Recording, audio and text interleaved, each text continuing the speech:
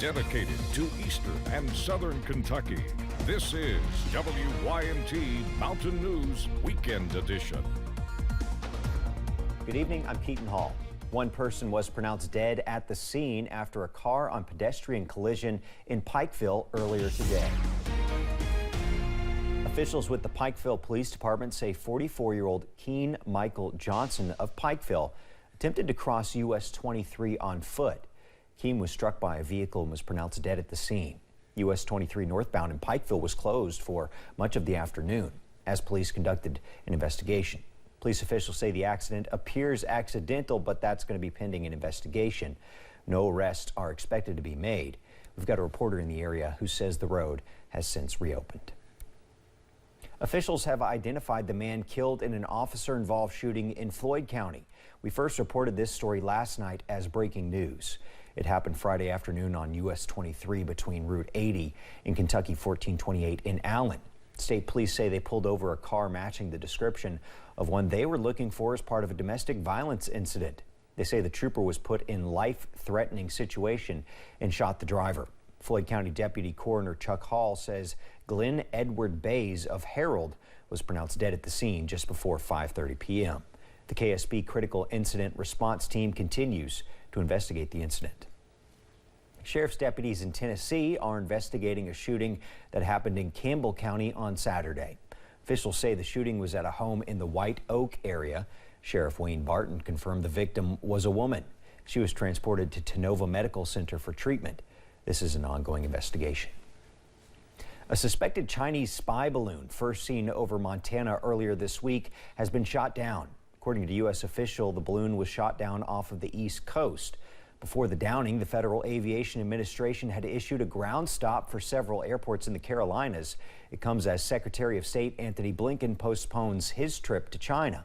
Gloria Pazmino has the latest. The Pentagon says American fighter jets shot down the Chinese spy balloon just off the Carolina coast on Saturday. Shortly after, President Biden said he ordered the move against the balloon as its cross-country flight over much of the U.S. widened a growing rift between the U.S. and China. They successfully took it down, and I want to compliment our aviators who did it. I told them to shoot it down. On Wednesday? On Wednesday. But the recommendation They said to me, let's wait till the safest place to do it. Two Navy ships, including one equipped with a heavy crane for payload recovery efforts, are in the vicinity. In a statement, Secretary of Defense Lloyd Austin said the U.S. Northern Command brought down the surveillance balloon over the water off the coast of South Carolina in U.S. airspace. Earlier this week, it was spotted over Montana, home to sensitive military sites, then Missouri, and continued to head east to the Carolinas. The balloon incident prompted Secretary of State Antony Blinken to postpone his planned visit to Beijing this weekend. It's a violation of our sovereignty. It's a violation of international law. In a statement, China's Ministry of Foreign Affairs said, quote, "In actuality, the U.S. and China have never announced any visit. The U.S. making any such announcement is their own business, and we respect that." Michael George, CBS News.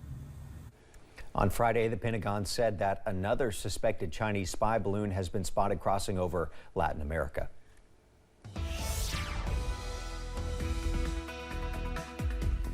Well, after a busy week of weather across the mountains, the forecast is looking really good as we go into the weekend. Here's a live look over at US 119 at Pine Mountain, and notice in those higher elevations, still a little bit of snow in the grassy areas there on the corners, so still a little bit of snow in some areas for us across the region right now, but most of us are dry, and also looking at some cloudy skies over at Mount Vernon at I-75 over in Rockcastle County, also looking at some cloudy skies as well.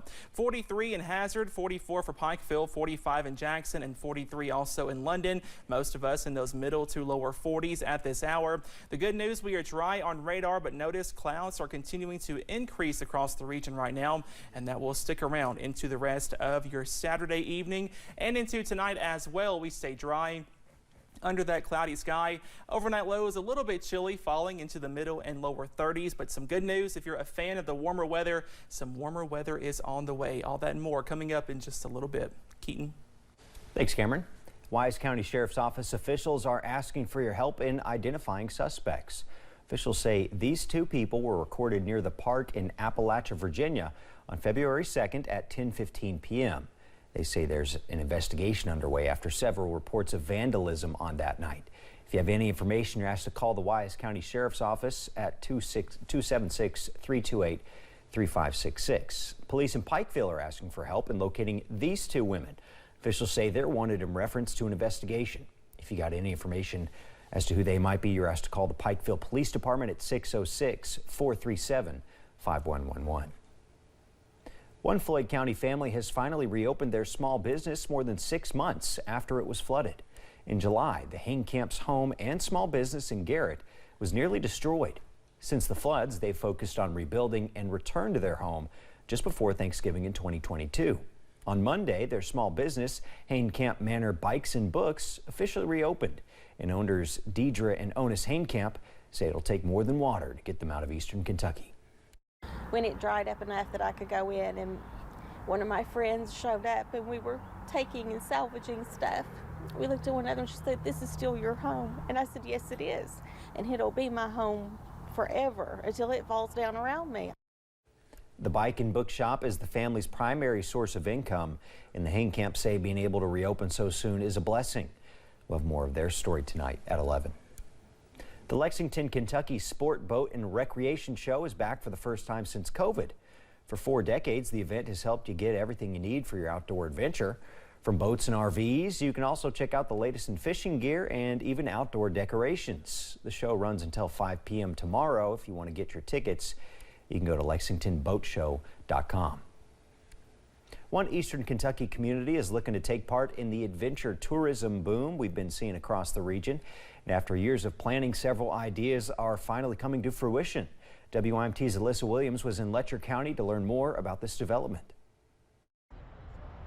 Just along the Kentucky and Virginia line, as you're leaving Letcher County, lies Raven Rock, a landmark that many have spent decades trying to create a tourist destination out of. For the past 15, 20 years that I've been involved in city government, we've always tried to work toward getting the property or being able to use it for recreation like it was in the 70s. Various coal companies have held ownership over the property, but now that the East Kentucky Heritage Foundation has acquired it, the city of Jenkins and representatives with the foundation are working to create the Raven Rock Resort. Well, you know, tourism in general is a big money-making type thing. People go places, and we want them to come here, and we want them not be just some place that they want to come to. We want it to be a place they can't wait to come to.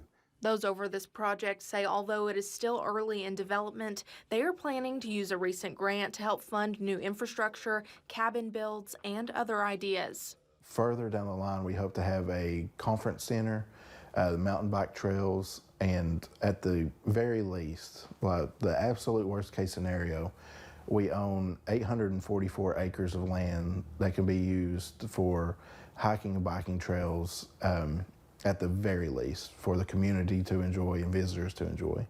But Jenkins Mayor Todd DePriest says this project will not compromise the natural beauty of the area. We don't want it to be so big that we lose the hometown feel. I've talked to folks that's from the Smoky Mountain area that grew up there, and they sort of lost that over time. We like to have a lot of amenities people don't have now, but that could be enjoyed, but in a way that still got the hometown feel, and people are proud of where they're from. Those over the project say although the ball is starting to roll for the Raven Rock Resort, they don't anticipate to break ground until at least 2024. In Jenkins, Alyssa Williams, WYMT Mountain News. Raven Rock Resort project leaders say although they're excited to get the project up and running, their main focus right now and for the foreseeable future is still flood recovery, which they say might push the project back a bit.